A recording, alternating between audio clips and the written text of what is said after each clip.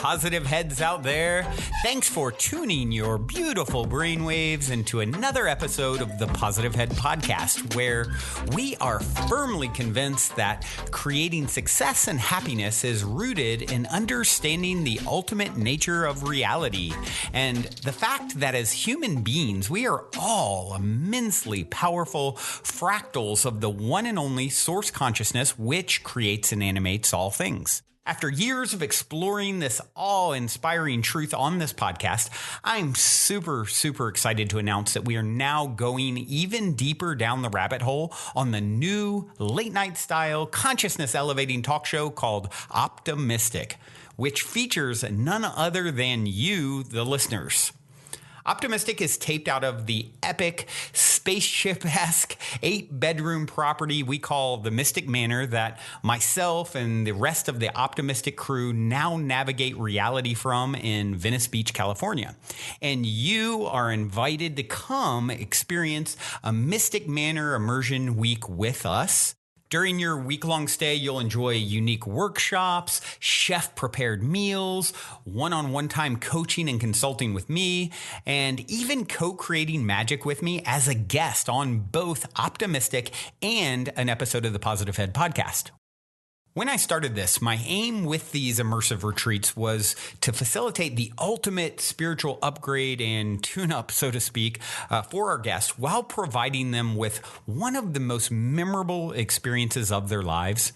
And I'm happy to say that as of this recording, every guest at the end of their trip so far has told me that they have had a profound and transformational experience at the Mystic Manor and that they definitely want to come back. All that being said, we only have a limited number of spots available between now and next July.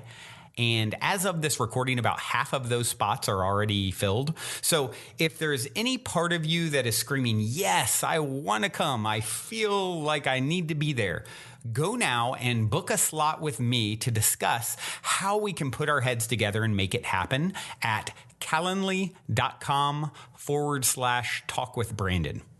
I know for some people there is also that little voice in their head saying, why not? I can't get off work. I can't afford it, and on and on and on. But, really Henry Ford, I think, said it best. Whether you think you can or think you can't, you're right. And I'm confident that where there's a will, there's a way. And I'm personally committed to doing everything in my power, including discounts and payment plans, to get you here if it is something that truly feels like a huge yes for you energetically and like you're meant to be here. Once again, the link to book time to discuss with me is calendly.com/talkwithbrandon. That's spelled calendly.com/talkwithbrandon. All one word, of course. And book in some time and look forward to seeing you soon here at the Mystic Manor.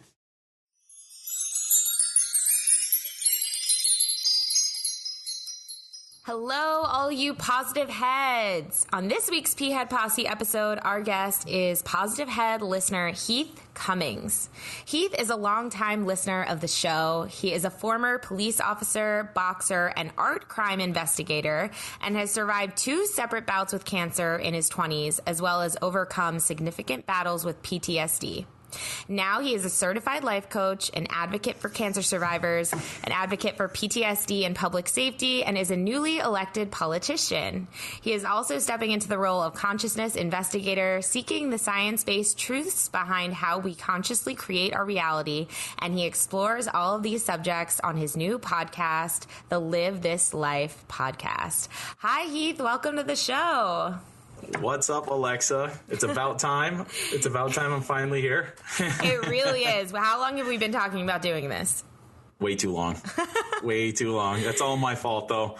I told Brandon, I've had conversations with him lately. Like, I'm one of those people where that perfection's the enemy of good enough. And I just gotta do it at a certain point. So here we are. Well, I'm glad you pulled the trigger. I'm glad you're here. And man, I mean, just this intro reminded me of how many interesting things you've been involved with and are involved with. And, even being a newly elected politician, that is such an interesting thing that I want to dive into a little bit. But before we get in, and your new podcast, welcome to the podcast community, by the way. Yeah. But before we get into all that, why don't you tell us a little bit about your background, maybe a little bit about how you grew up or what your journey has been like up until this point. All right. I'll try and get through it pretty quick because the build up to getting it wrapped up in the Positive Head community and meeting you and Brandon and everything it's quite the story leading up to that, but it's kind of a long one. But before I go any farther though, I just want to give you and Brandon and Erica a ton of love for what you guys do. I mean, you guys change people's lives on such a regular basis, and you guys have been a huge influence in my life over the last year and a half. So I just want to say thank you guys for everything that you do for me and this community. It's something special, it really is. Oh, thank you so much. I received that. I mean, I feel like it's an honor to just be a part of this as well. So, but thank you. Thank you for acknowledging that. It's really cool how we all play a part in each other's lives and development and projects. And yeah, thank you. Yeah, this is exciting. It's exciting to finally be here. So my story is, it's a unique one. I grew up in rural Western Massachusetts. I was the only child to a young couple. They had me when they were about like 20 years old, and they split before I was old enough to really remember them being together. And my father ended up, he's a young guy. He was working on a lot of things on his own. So it was kind of me and my mom growing up, and she did everything she could to support our home. We had a house, and she worked 2-3 jobs sometimes while I was with relatives, and I spent a lot of time on my own, which I think kind of led to my independence later on in life. But my dad ended up moving across the country at one point in my childhood, started another family, and it was just us. We had it was a good childhood though. I had a good life as a kid here in Massachusetts. And then as a teenager, I kind of turned to a little bit of a Hellraiser, which is kind of ironic considering what kind of background I ended up moving into later on in life. But yeah, I was kind of a rambunctious teenager for sure. And it was an interesting period of my life. And luckily there was a certain point where I was running with the wrong crowd, and I had all these friends from like elementary school and stuff. They were all wanting me to play sports, and I was like totally interested in being like a little thug. So I ended up having an incident where one of my friends got arrested, and I had to have my mom come get me. I didn't get in trouble, but she had to come and get me. And that was kind of the fork in the road for me, because she made sure I never got in trouble again. I'll put it that way. So, yeah, from there, I got myself back on the straight edge and got back into, I was failing out of school at the time. I couldn't play sports, and my friends really helped me rally. And I got back into school. I did really well, got back into sports, and I actually graduated high school 6 months early. And I graduated halfway through my senior year in January. And it was like at that point where I had absolutely no idea what I was going to do yet still. And someone planted the brilliant seed in my head that maybe I should go be a cop. And I did. About 2 or 3 weeks after the high school ended, I was in interviews. I had to shave off the goatee and, change everything about me. And off I was into police academy, and I actually went through that at age 18 and graduated from police academy like 3 weeks before my actual high school graduation ceremony. So everybody who had seen me all my high school years, I kind of disappeared for a few months. And then when I came back, I'm like this like standing tall, straight edge, clean shaven kid. And everybody's like, who is this guy? But from there, I hit the ground running. For the first few years of that career, I took it seriously, probably too seriously, I think, at certain points. And I was like training people on the job at like 22 years old. And I was excelling. I was kind of those people who, when they take something on, I go as far as I possibly can with it. And at a certain point, though, I'm the kind of person who stood up for people being bullied. I think that came from my childhood because I had a lot of men that came and went in my life, with my mom being a single mother, and some of them didn't create the greatest situations for us. And being a little kid, there wasn't much I can do. And I think that translated into being a protector later on in life. So I got into that line of work, but then I hit a lot of stumbling blocks as I started to get more immersed into it. And I fought back against the administrations with some things I didn't like and what I saw. And at age 22 or 23, I mean, you really don't have much backing at that point. But I mean, I took on the brass, I took on the administration, and it was a hard fought battle with some of the things. They tried to bury me, but I made it through. And, I won that situation.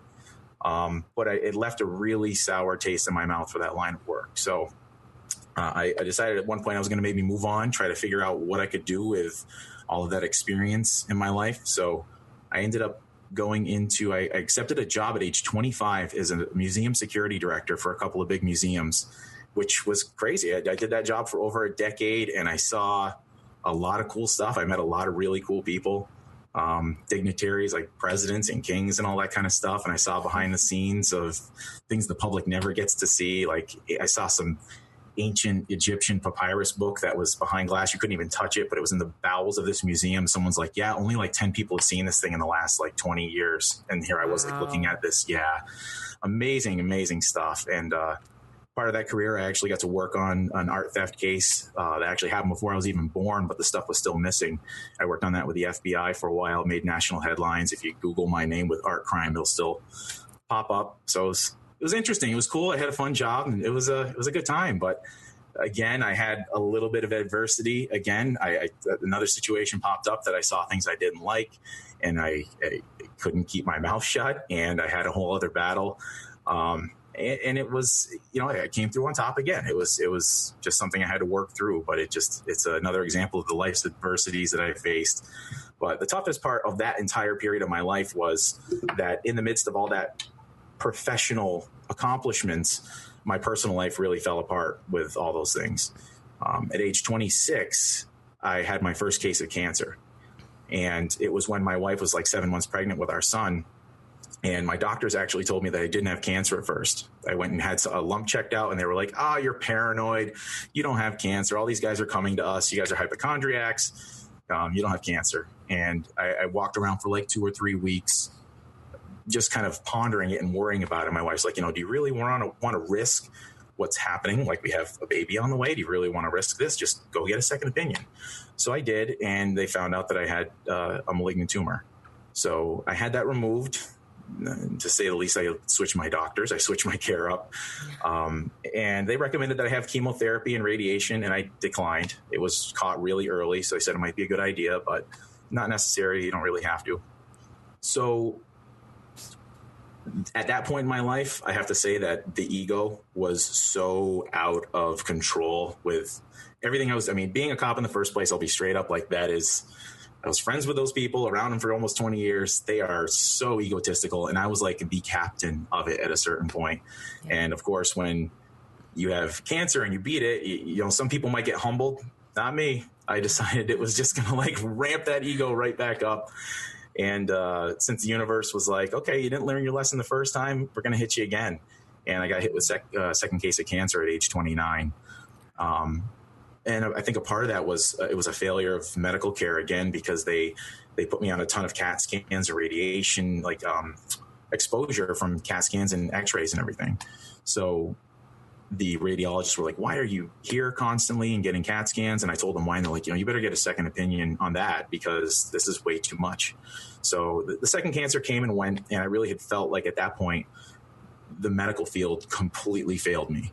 And they made a very strong case that second time that I should have chemotherapy and radiation. And I made a very, very risky choice of saying, nope, not going to do it. I'm not going to listen to you guys. So I went a more holistic route. I looked into a lot of different holistic treatments that were in the area. I went on like a whole year's worth of alkaline diet, no meat, just like a really, really strict regimen of changing up my diet and doing things a lot differently. But that's risky. I can definitely advocate that people don't do that. But, here I am 9 years later, so I'm doing good. Yeah. But, from there, like, those were challenges. But even from that, it got even worse. Like the year after I had that second cancer, it was probably one of the worst years of my life. It was like really the cancer thing. The second cancer was like the beginning of the dark night of the soul for me. It left me really bitter. Did you turn 30 that next year? Yeah. Your solar return, or isn't your Saturn return 30 years? Yeah. Yep. It's amazing how many people go through that. You know, we went through it and didn't realize it. Crazy. Yeah. It's crazy. I mean, you're just recently through that, right? Yeah. I'm about to turn 30. Well, I'm 2.5 years out from that, but my 30, that was when I had my awakening. That was when, I mean, everything just like melted down and I was like completely lost and just at like the lowest point in my life. Yeah. So yeah. Anyway, go ahead. Yeah, my 30s, it would have been the lowest point, but I just still didn't learn the lesson and kept making it worse for myself. You're stubborn.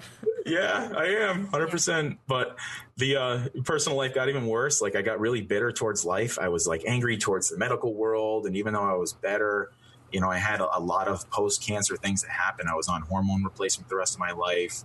My immune system completely tanked. And that year after the cancer was gone, I was still working police work part-time. In addition to being a security director and all that other stuff I was doing, I still worked as a police officer in the town that I grew up in. I did for many, many years. And we have this huge bridge in that town that's like 120 feet off of this beautiful river. It's a great view, but it's unfortunately a place where a lot of people go to end their lives. And during the course of my 18 years of working there, I had well over like a dozen of them. And in that particular year, there was 4 within that year. So, I mean, that caused a real significant amount of PTSD on top of the PTSD that I had from the cancers. And it was like every time I had a sniffle or a sore throat, it was like, oh, the cancer came back. Mm-hmm. So, you know, it added to a lot and it put a lot of strain on our home life. And my wife, who I knew since middle school, we got together when we were like 19.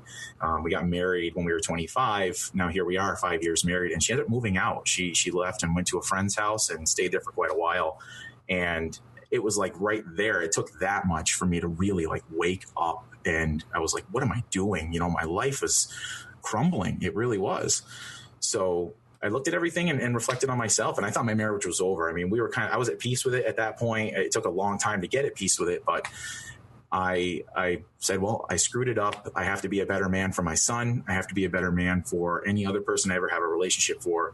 So that's when I really started to deep dive into spirituality. And you know, like a lot of people, they try to go find God. You know, that's when everybody has that I found God kind of thing. And I tried that. I tried to look into conventional religions. I like looked into every major religion out there, and none of them made sense to me. I have a very analytical and investigative mind, and I looked into certain things and I'm like, makes sense, but that and that and that do not. Like, I feel like they all got something right, but all of them got it fairly wrong. So my own personal opinion, hope I'm not offending anybody, but yeah, so I shifted everything about myself, my diet, my spirituality. I got huge into meditation. I really followed Buddhism a lot. I got into the Tao and listened to a lot of what Wayne Dyer was teaching, and it shifted everything about who I was. And eventually my wife saw this stuff and she liked the guy that she saw, you know? So, I mean, it took a while, but it saved our marriage. We have an awesome marriage now. I mean, we're years past all that stuff, not without our little speed bumps, but overall everything's awesome. And, you know, at a certain point of all that stuff, though, I realized that police work was no longer a match with me. I couldn't do it anymore. The people I was around and the situations, even whether it was the security portion or all the investigations that I did, it was still the same kind of people. And I just didn't resonate anymore. I didn't resonate with how they had a lack of empathy towards the people they dealt with. You know, on a daily basis, you deal with people at the lowest moments. Yeah. And you could just hear afterwards, the comments you would hear, and you were like, man, these are people. It didn't seem like there was enough empathy towards the people we were dealing with. And that's probably what bothered me the most. I'm like, we're here to help people, you know, and it just didn't feel like that. So I made a decision at a certain point to leave, but I swear it was like a gang. You can't get out, you know, like nobody wants to hire a cop. I don't blame them. I wouldn't have wanted to hire who I was at my worst points. You know, it was kind of tough to get out. Yeah. And that's when I wrote to Brandon last year in August of 2018. I was so trapped. Like, that's the drum that I was beating, was like, I'm trapped. I can't get out. I'm trapped. I can't get out. And I wrote Brandon a long rambling email. I was like, hey, maybe this would be a good episode for the podcast. Maybe some people have some feedback, but here it is. And he read it on the podcast. I remember that. Yeah. And he was, I was like, totally, I was anonymous because I was afraid people were going to think that I was nuts. And if I said my name and everything. So, his advice at that time was just love where you are. Just love the energy that you're around. Be happy no matter what. Love everything about the place that you're at. And you'll be surprised how everything in your life will shift and change after that. And I was like, what the hell do I have to lose? Because it was miserable. I literally couldn't get free. And I have so much more to offer the world, I felt like, but I was sort of pigeonholed into this line of work. So I did exactly what he said. I just shifted everything about me. Everyone who encountered me was like, wow, you just seem happy all of a sudden. I'm just like, yep, that's the drum I'm going to beat from now on. And literally, I kid you not, within 3 weeks, I had a couple of opportunities that popped up and I'm like, I'm going to go for them. And I got like 3 opportunities offered to me at the same time. One was like a public health job to go and create great programs in schools for kids, like athletic programs and all this kind of stuff. Another one's the one I'm in now. It's like a green projects manager where I'm putting like solar farms in school districts and all this kind of stuff. So it was like a floodgate. And then ever since, like I crossed paths with you around that time. Princeton Clark was another huge person that came into my life around that time. And it's literally been nonstop ever since. It's like the floodgates opened. I had to be like, whoa, hold on. I can only take so much. I've had to say no to a ton of stuff. It was like a miracle. It really was, it's magic. It really is. But, so yeah, that's the story up to now. And, I've gotten into like politics. I'm sure we'll talk about that in a second, but the whole podcast thing is coming around and all that stuff. So yeah, it's what's led me to be here now. Wow. Thank you for sharing that. You're, first of all, such an amazing storyteller. And you've had quite like the art crimes and like all that, like that's just so interesting. Just like seeing things that a lot of people don't get to see, and going into police work. I mean, that's so relevant right now, especially because I think that is that that's like I feel like what's coming up in terms of in our society, police, like and I'm sure on some level, like you have to have a lack of empathy, or like that's how they train you to have a lack of empathy in a way, because you have to deal with so much heavy stuff. But it seems like maybe it's just really out of balance.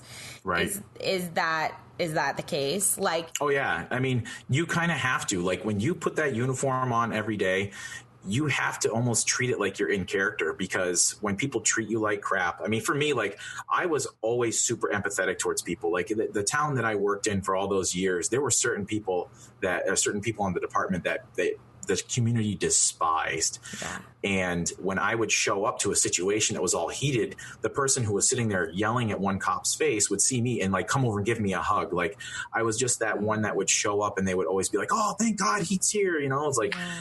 I always had that amount of empathy, but at a certain point when I started to kind of spiritually awaken, that's when I think things started to bother me more, which really was like a sponge. Like it exacerbates the PTSD, because when something breaks through the armor, now everything does. Yeah. And I think when I had that breakdown, that's when I couldn't put the shield up anymore, because I just had too much love and empathy for people. So when I had there was one particular incident on that bridge, I had a woman who was pulled over before the bridge, and she was there drinking really heavily. And I walk up and I could just, I was like, what's wrong? And she just started breaking down and crying. And so I had an ambulance come for her and everything. And while I was waiting for the ambulance, I talked to her. She's like, I just don't want to be here anymore. I'm like, how would you not want to be here when you can think of the people who are going to miss you? How could you not want to go and walk on the beach on a sunny day, or just, we live in New England. Like right now, the leaves are all falling off the trees. It's gorgeous. Like, how could you not want to be a part of life like that? And she just, lost it. She started crying. And then weeks later, when she got out of the hospital and she was going through treatment and everything, and she was, really making some progress, she sought me out. She came to find me and said, like, the words you said to me on the side of the road that night changed my life. Like, I realized how I was looking at the problem right in front of me, but not enjoying the view. It was like putting on a pair of painted glasses, but then just taking them off and realizing how beautiful life was around me. It was like hearing those kind of stories that's the most amazing stuff right there. But not enough police officers have that amount of empathy towards people, but it's a survival mechanism. They have to, because if you let it all in, there's no way you're going to last 20 years. You see a lot of bad stuff. So I get it, but some of us made the choice to not be there anymore. We couldn't take it anymore. So, where do you draw the line? It's got to be a balance. It's a tough role. I take my hat off to anyone who can do it for 20, 30 years. It's tough. Yeah, it sounds it. And so is that what partly though, I mean, I do see a parallel between that and, running for office, to be in politics because, so did that lead to your decision to do that, or what led to your decision to run for an office? I think it was a culmination of absolutely everything that I saw. I'll go back to one of those bad incidents that happened to me in those rough years. Like I saw one particular incident that happened pretty bad, and after it was done and over, the bosses kind of said, well, go back, write your report, and just take it easy the rest of the night. Where when I was in charge of people in my own security roles and departments, it's police and security are really similar. I had people who encountered really horrible incidents, and I'd be like, hey, you're done for the day, and I actually want you to take tomorrow off paid too. And they were like, why? I'm like, because you went through something rough. I want you to go get some help. Just take a couple days, take a break. We're fine. Take care of you. I don't feel like that has been prevalent enough in the law enforcement world. So that's why I'm out there working to really advocate for people who have PTSD. Because when I did, I had to go and get treatment completely in secret because I was afraid I was going to lose my job and everything was going to get taken away from me. And I know a lot of people who have the same thing. I mean, I've had people that I worked with who did take their life who were in that job. And it's a really sad fact that they're more in fear of losing their job than they are about their degrading mental health, and they'll just bottle it in until it overflows. So being in this elected role, the things that I saw from the inside that I don't think anybody ever thought, well, this guy's one of the brotherhood, he's never going to say anything about what you see. No, I've actually seen some things I don't want to see anywhere else, and it's time for a change. And people like me need to step up and affect that change. We're strong leaders. We need to get out there and actually do something about it. Don't complain about it and don't kick the stone down the road. Actually do something about it. So that's where I am. I definitely didn't do it because it's glamorous or that I have a bunch of available time, because I really don't. But it's important enough that the opportunity was there, and I just took it, and doing the best that I can in the role that I'm in. Yeah. Well, I want to commend you, because even just you doing that actually shifted my perspective on certain things. I mean, I feel like it's so easy, especially in today's world, to be like, ugh, politics, like put the wall up and be like, I'm not a part of that, and I won't be a part of this because it's so corrupt and it's all this, which it certainly is, all of these things. Mm-hmm. But to put the wall up, which is something that I've been guilty of doing in the past because it's just too much, right, for me. But to put the wall up, and this is something that you helped show me, to put the wall up and to not actually take the opportunity to, if you want it to change, then get in the mix and make a change. Like, if you want things to shift in that world, then you have to, like you said, stand up and use your voice and do your part to actually shift things, instead of, like you said, just complaining and being like, oh, it's just so terrible, like nothing will ever change. So, So I feel like you're such an amazing example of someone who like got that intuition, like knew that about themselves, and then stood up and did it. And, and now you're going to be the same way that you described, that, when you would show up on like a scene and, as a police officer, and they would come and hug you. It's like, now you get to do that in, your elected role, which is just so exciting. I hope so, because I don't know. I don't have a party line. So I'm kind of thinking either side might like me at a certain point, because I don't follow either script. But hey, whatever, I'm doing the middle ground thing. So, I'm on the side of humanity, not donkeys or elephants. Yeah. So. I love that. And yeah, I mean, that's exactly what I'm talking about. There needs to be more people who come in and say, I don't care like what's the most popular. I don't care how likely things are. I don't care how things have been done. This is how I want to do them. This is how, exactly. And there are more people like me, and I represent them, so. I'm hoping that I can inspire that. We're trying to do that kind of thing on this local level, and it's definitely a challenge, guys. It seems like I always take on these roles where I'm rebuilding things and taking them on at their lowest points. Some of the jobs that I took on were like rebuilding departments. And in the course of my professional career, I was a hired consultant to go to different colleges and help them arrange their departments of public safety to what I had at my place because they saw how well it was operating. So I brought in purposely to help a place that knew it was struggling and had to tell them, yep, you need to fix this, that, and the other thing. So I just seem like I'm a fixer. I'm always coming into something that's broken and need to fix it. I was wondering, you're very similar to my partner, and that's exactly how his mind works. He's always like wanting to make things efficient and fix things. But I was going to say, have you ever done like human design? Have you ever looked into that? Have you heard of that? No. Human design? I'm very curious what you would be. It's kind of like a form of, I don't want to say it. It's not astrology at all, but it's kind of like if all you really need to do is give you like your birthday, the time you were born, where you were born, and someone who is a human design reader can read your human design and it'll tell you like what type of person you are, like what your driver is, like how you operate, like, and there's like 12 different types, and it's all about that, what you're saying. So something maybe now I want to do it. Yeah, it was going off loudly in my mind, so I think maybe you're meant to do it. I don't know. Well, do you know anybody that does it? Because now I'm intrigued. I do. There's a ton of people in this group that do it. A ton of people. So yeah, but we can talk about that after. I'll connect you with somebody. Awesome. Cool. I'm sure I'm going to get wrapped into that stuff because in less than a month, I am going out to the Mystic Manor on 11/11. I am heading out there and doing the whole immersion thing. I'm super pumped to do it. There's got to be somebody there that they can definitely pull in someone who does it there for sure. Yeah. That's exciting. I'll be there 1 month later, just exactly 1 month later. So exciting. Nice. Who are you? Do you know who you're going with, or just? Yeah, I've hooked up with those people. And the crazy part is, I mean, I've been paying real close attention to everything that he's got going on there. And most of the people don't have this kind of background that I have. So, I'm kind of thinking, I'm like, oh man, I hope I have something at least in common a little bit with the people. Yeah. Come to find out, there's a couple that's going. They're from the East Coast. They're from New Jersey. And the guy is a former Marine with a history of PTSD. I'm like, wow. No way. Like, there this is, yeah, crazy. I love how that works. There's a story of synchronicity right there. I mean, when we booked the dates, it was 11/11. I'm like, well, there's, it doesn't get any more magical than that. Oh my gosh, that's going to be so fun. I can't wait to hear that goes, especially with that whole thing. Oh my God, that's going to be great.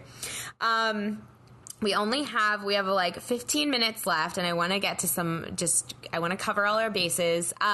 So what are you working on right now? I know, you're in politics, but you mentioned life coaching. What are you working on now, and how can, and the podcast, talk a little bit about that. How can people, what are you working on now, and how can people interact with you / work with you? So, with politics, I live in small, rural Western Massachusetts. So, I mean, the political thing, just getting warmed up on it. We're trying to fix some things with our town and stuff like that. So, that's in a little microcosm of stuff that I'm doing and trying to help out the community while I'm here. But the other bigger things that I'm working on is I just launched the Live This Life podcast. LiveThisLife.org is the website to it too. And through that, I just got certified through the New Skills Academy as a life coach. I'm also I'm a life skills coach. I used to be a school resource officer at one point, and I was certified in life skills to teach all sorts of anti-bullying and standing up for yourself kind of things in the high school level. So then I went and got this life skills, or the life coaching certification, to really help people shift their life. And that's the point of my podcast. Was I want to stand on my soapbox and scream it to the world about what Brandon opened my eyes to just with his simple podcast that he did about me, because I was so down and out and miserable in the line of work that I was in. And if you think about how much of a drastic change that is to go from a police officer to being on the Positive Head podcast and looking into all of these type of things that I'm into now about manifestation and really creating your own reality and the science behind all that. We in this community of Positive Head, there's a lot of mysticism. There's a lot of things that are, astrology and all that kind of stuff. But I'm into those things and intrigued by them. But I also have this very intellectual, investigative mind where I need evidence. I need little pieces of breadcrumbs to lead up to a full, clear picture. And I'm digging into people like Teresa Bullard. I'm not sure if you're familiar with her, but she's a physicist and a doctor. She's got an awesome series on Gaia called Mystery Teachings. And she breaks down the whole series of season 1 about all the science behind how we create our reality, like down to quantum physics and stuff. And I'm intrigued by that stuff. Like, I'm totally getting into all that because I feel like to get people on that more spiritual path. If you take the naysayers who are going to look at a lot of this stuff like it's woo-woo, and you present them with scientific evidence that blends the actual science-based stuff with the belief stuff, and you show them that they go together hand in hand, that's going to make believers out of so many people who might have otherwise come and listen to an episode of the podcast like Positive Heads or something and been like, this isn't for me. So I'm hoping that my podcast might be an introduction to the stuff that leads them down rabbit holes, that really opens their mind to the potentials of everything in the world, and start creating magic for themselves, realize how much the universe has to unfold for them instead of just living life day to day, Monday through Friday, waiting for 2 days off so they can go right back to the same old mundane, in the cubicle, 9 to 5, just being miserable.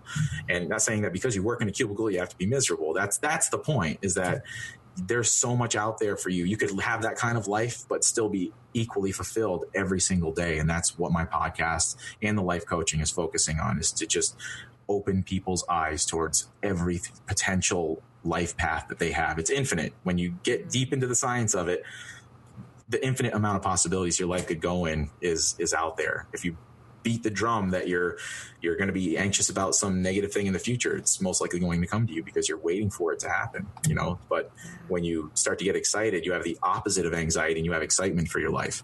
That's what creates that magic and vigor for life. And you wake up every day just like, yes, let's go. I don't care if it's Monday. Like, it doesn't matter. It's just another day. It's, Yeah. It's like it brings to mind this quote. I don't know who first said it, but I love this quote, which is just everything is figure outable.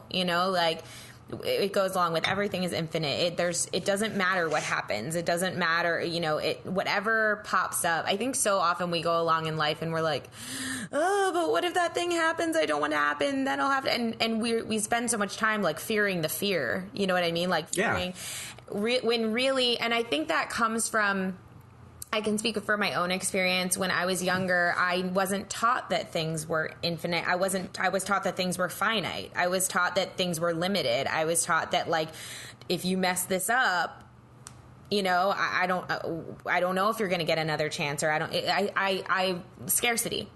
And so I think that that's really where that comes from. When you have that mentality for so many, so the majority of your life, you start to really fear the fear, meaning you start to really fear the fear of something happening, basically, so you don't even want to try. And that is the coolest thing when you start to make these shifts that you're talking about making and start to realize, wait, no, actually everything is infinite. There are infinite possibilities and everything is figure outable, meaning like who cares what happens, because whatever happens, you can manifest a solution to. In fact, that's probably why things happen in your life, so that you get the fun and the experience of manifesting a solution and being like, I did that. I could do that. I could do anything.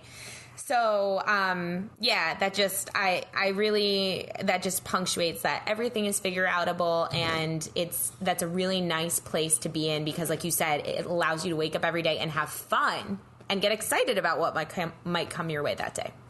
You look like you have a blast in life. Like you're total inspiration. I showed you some love on that first episode of the podcast because I'm it's so like, excited to listen. You're doing so many things that are like, just following you on social media and stuff. It's like, man, she's doing something fun again. Like I do kick the can down the road in my life sometimes, because I'm like, I'm going back to work and Alexa is out at Burning Man, like I got to do something different still, because that's what I want to be doing, but I'm sure it'll come. It's on its way, because that's what I'm calling in. I called it in that I was going to be on the Positive Heads probably 6-7 months ago, and here I am. I'm going to be on it again in less than a month, and I'm going to be on Optimistic. So exactly. It's all happening, and that's the cool thing is, like, once you start, this is what I'm realizing in my life. It's like once you start, it's just like it just keeps getting bigger and bigger and bigger, and then you're like, oh my god, where am I going to be in 1 year or 2 years or 5 years? Like, what? I'm just going to be like completely living everything that I've wanted to experience. And yes, does that mean that other things come with it? Totally. But still, it means like that's going to happen, and asking you shall receive. Like, be careful what you wish for, because it comes faster. That so if you're going to ask for something you want. Don't speak the things into existence you don't want to show up. Like, that's the biggest thing. Yeah, totally. Oh, well, thank you so much for, I'm glad that I look like I'm having a fun life to you. You do. It looks awesome. Well, just plan to go to Burning Man, and it will make your social media look really, really fun. There's I got to crawl before I can walk. I mean, yeah. Oh, you would fit in. You would fit in very well there. In fact, if you do go, then you have to go to my camp, which is Brandon's camp, which is Intergalactic Sasquatch Village, because you would fit in very well. And I probably won't be there next year, so maybe you should make it a plan to go next year and take my spot. But anyway, so a couple more questions before we wrap up, and honestly, we could probably talk for many hours. But let's see. Okay, so this is a question that I ask everyone who comes on here. What is one thing that you think would benefit every Positive Head listener to know or understand as they continue on their own journey? That no matter where you've come from, no matter what you're doing, no matter what difficulties you've had in your life, you can change it. You can shift things. That the story of the metaphor of our lives are like a book, and that we're a character in that book before we consciously awaken. You know, every page is getting turned. We're just living whatever words are on each page, and we don't even realize it. But when we realize that we start reading that book, you kind of start, that's the awakening process. But you awaken to your absolute infinite power when you realize that you're the author of that book and you're holding the pen, and every page after today is blank. So no matter what those pages say in that book before today, you can make that story a good story at the end. You can make it worth reading. And when people put it down, they say that was a damn good book. Like that's the most powerful thing. I can't remember where I heard it, so the credit should be due where it needs to go. But that is one of the most powerful things that I've ever heard. And that's what motivated me to keep on changing. No matter what I did, no matter what mistakes I made, I can be better, and I'm going to continue to be better. And I'm going to change if there's something I want to do, get out of the way, because I'm going to do it. Like that's it.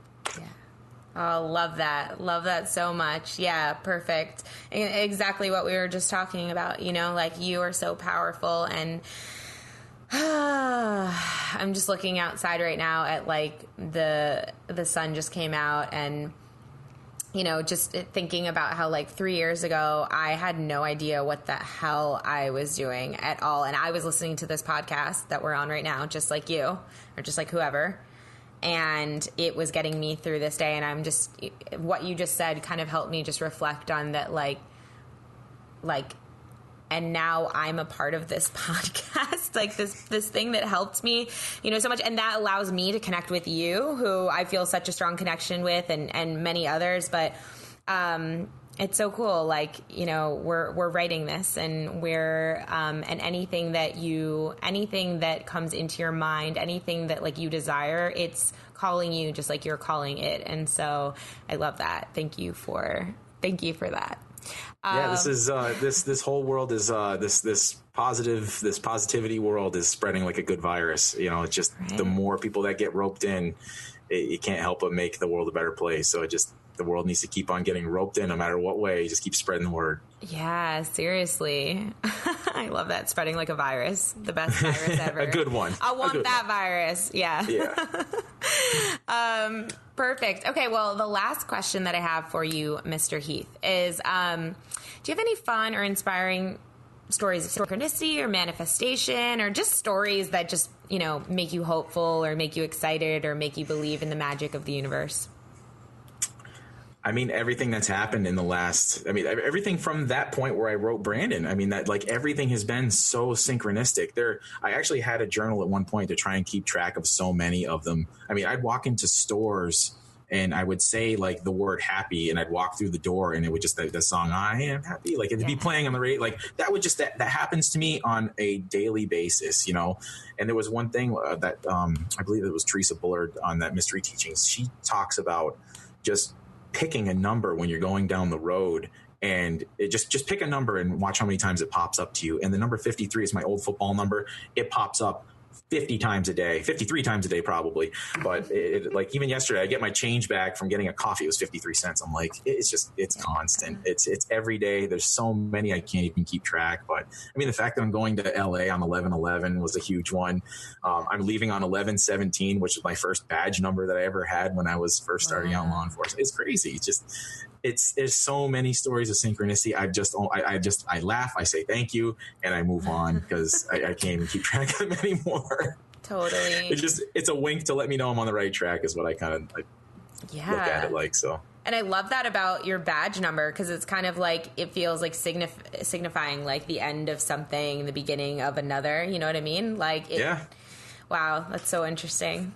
Yeah. Thank you so much for being on the show, for sharing your amazing, inspiring story. I'm sure a lot of people will resonate with that on many levels. Tell everyone again where they can connect with you, reach out to you, where they can listen to your podcast, all that. So you can find the podcast on Anchor, Spotify, and on Apple Podcasts right now. It's just getting out there. I've got a couple episodes done, so it's just at its infancy. So, well, this will probably be out in December. So. Oh, okay. So then it will be out there for it'll be a few more episodes, I hope, by then. So there'll be the website is already up. It's livethislife.org. You can email me there at connect@livethislife.org.